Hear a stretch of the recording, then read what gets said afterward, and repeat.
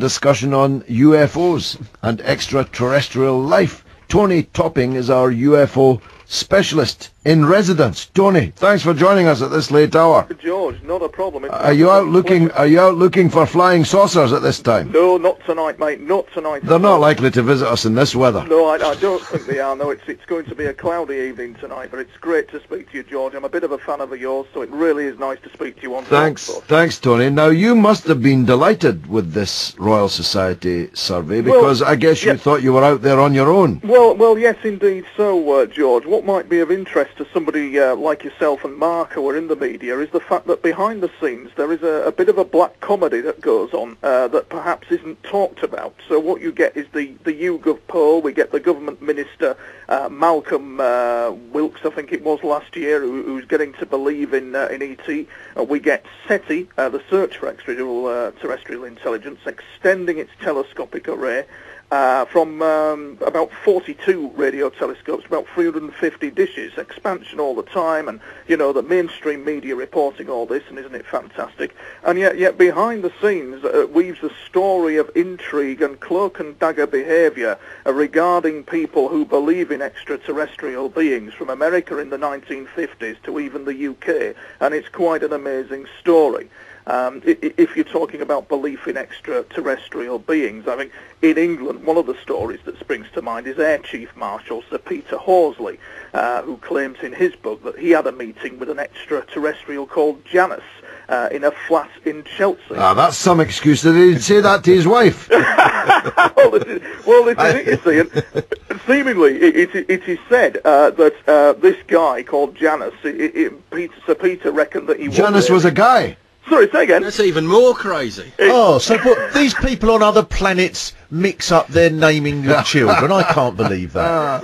I know they'd be different from us, but not that different. Well, I think you've got to remember that I think Air Chief Marshal Sir Peter Horsley this was, and he was quite adamant that he had a meeting with an alien being. Then there was the rumour going round, laugh, gentlemen, laugh away. But there was the rumour going round about the Special Boat Squadron officer who was tasked with arresting a human-looking extraterrestrial off London Underground. And then there was the paranoia of the FBI in the 1950s, tracking George Adamski and guys called George Van Tassel, who claimed to have alien contacts from beings with Venus. And I mean, they were under total surveillance. Files about 100 pages to 200 pages long by the FBI. And the biggest vote of paranoia about this probably goes to the US intelligence community, who to this day are still very paranoid about the UFO subject, as are a few other countries, including Iran, George, believe it or not, who had some major incidents in the 70s shooting down UFOs and so on and so forth. Well, you've taken my breath away. So, in other words, the 44% that emerged in this poll as agreeing with you that there probably is life out there, that wouldn't have surprised you then, because... No, it wouldn't. The thing is, George, and I think what's the important point to get across with guys like yourself who are not stupid, know what they're doing in the media, you've served in politics, I have to say, in all seriousness, that there is a hidden hand in our intelligence services at work, probably in America and the UK, that persecute researchers. It's very hidden. It's very tossed aside by the media and laughed at, but the persecution of them is pretty serious, including myself. Well, why would they do that, though? Yeah. Yes. Why would they do question, guys? Why would they do that? And we don't know. We know that the US intelligence community in the 1950s, under a secretive organisation called the Collins Elite, were monitoring occultists, believe it or not. They had a belief, or the Wright-Patterson Air Force, where it all started, at Wright-Patterson Air Force Base, they had reason to suspect that these UFOs were coming in as a byproduct of demonic entities. And they did a precise analysis and got funding for it to look at this situation as a threat to national security. And I think that paranoid threat, that the unknown is a threat to a country's national security, exists to this day. Well, not if they were called Janis and they meet you in a flat late at night. Well, that sounds what happened? Like did the Air Marshal say, what happened is that an alien landed, took me to Hampstead Heath, and that's how it happened. And he's called Janis. Got a show on radio too. I made my excuses and left. The thing is about Sir Peter Horsley, though, guys, is that the poor man was actually had his brakes tampered with and was followed and came under surveillance. So this black comedy of paranoia does exist behind the scenes with people who believe in extraterrestrial beings. I think it was Janis. Is it Janis? Upset. No, it was his wife who was unhappy about him meeting Janis. It's obvious. Now listen, Tony, I'm going to bring Mark in here because he and I are amongst the only people in this country who remember a tiny group of leftists who were right with you on this question. Mark, tell us about them. Well, you probably know more about it than me, but the left, as we can bear testimony to, George, I think between us, knows no limits to its madness. Outer limits, yes. Yeah. And there was one group which was, I don't know, there was I can't remember exactly what they were called the origins Revolutionary Workers' Party, okay. RWP. And then they followed a chap called Juan Posadas, if I'm right. Posadas. And this chap, if I remember rightly, decided that the route to socialism was to wait for UFOs to arrive, who could only possibly have constructed their machines to travel across the cosmos if they had arrived at a higher state of development which could only have been brought on by socialism, and therefore there would come a point at which these UFOs would arrive and would then gently lead assist the revolution. the revolution. Well, that's exactly right. And then I think these characters then did go around campaigning on this basis. They did. I once knew one. I met her in Lebanon in 1977. She was the leader of the British section of this group. In fact, she was married to a guy who's quite famous, David Douglas, the miners' leader. You may have seen him up there in County Durham.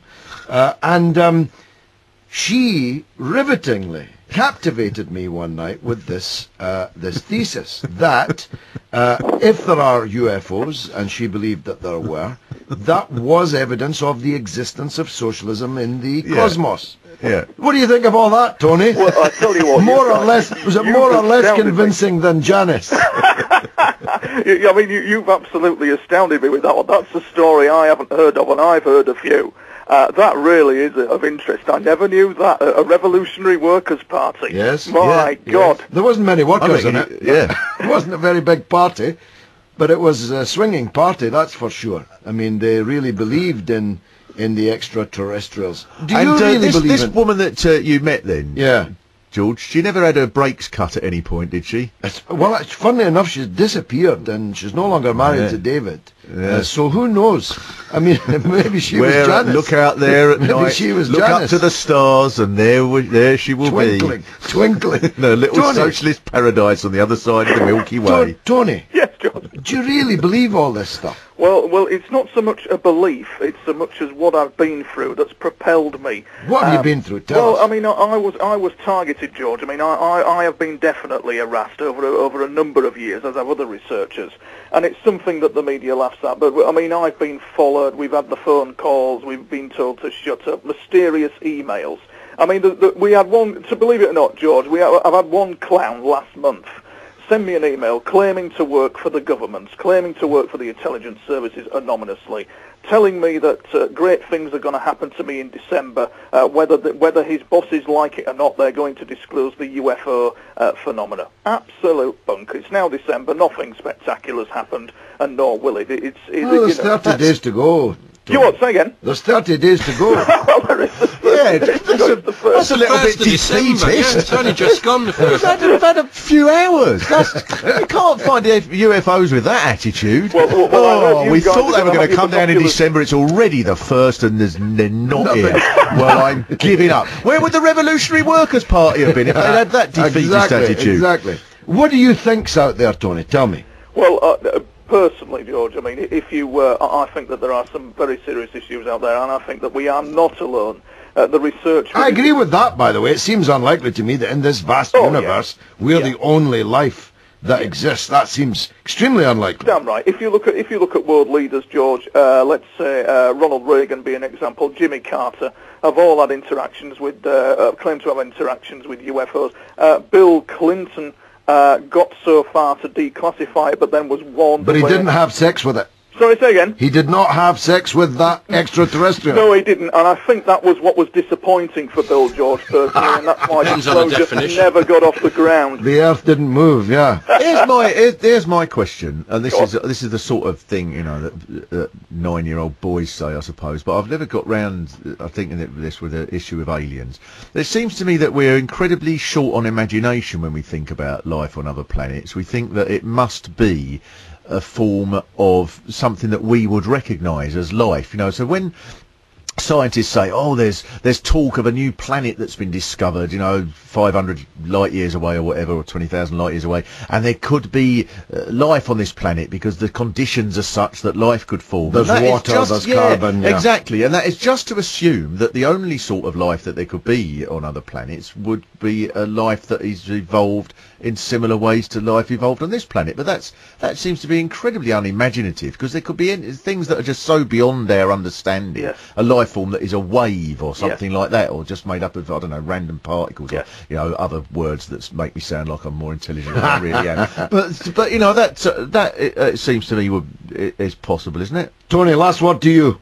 Well, yeah. I mean, it all is possible. I think that we've got to make sure in the media that people are educated in this, and we've got to make sure that guys like yourselves, who are very clued up and are not stupid men, take a look at the research, just dig around and find out what's going on, and more importantly, to realise that researchers have had a very hard time with the authorities over these matters. Well, just you look out for somebody calling themselves Janis.